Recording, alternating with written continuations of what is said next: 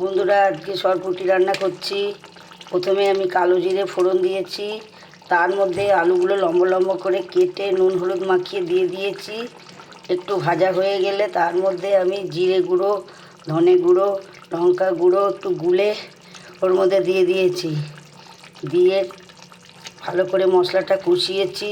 কষিয়ে টমেটো ওর মধ্যে দিয়ে দিয়েছিলাম। টমেটোটা ভালো করে কষিয়ে নিয়ে আমি ঝোল দিয়েছি। ঝোল ফুটে গেলে আমি এর মধ্যে মাছগুলো, ভেজে রাখা মাছগুলো দিয়ে দিয়েছি। এই দেখো, আমার সরপুঁটি কালো জিরে আলু দিয়ে ভালো করে রান্না করছি। কেমন লাগছে দেখো। ভালো লাগলে বন্ধুরা এইভাবে করে খেয়ে দেখো।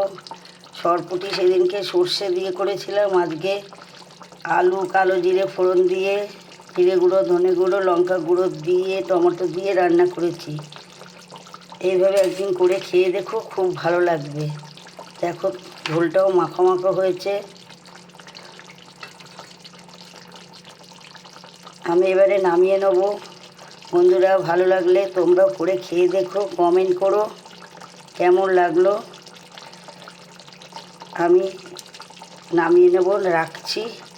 নমস্কার।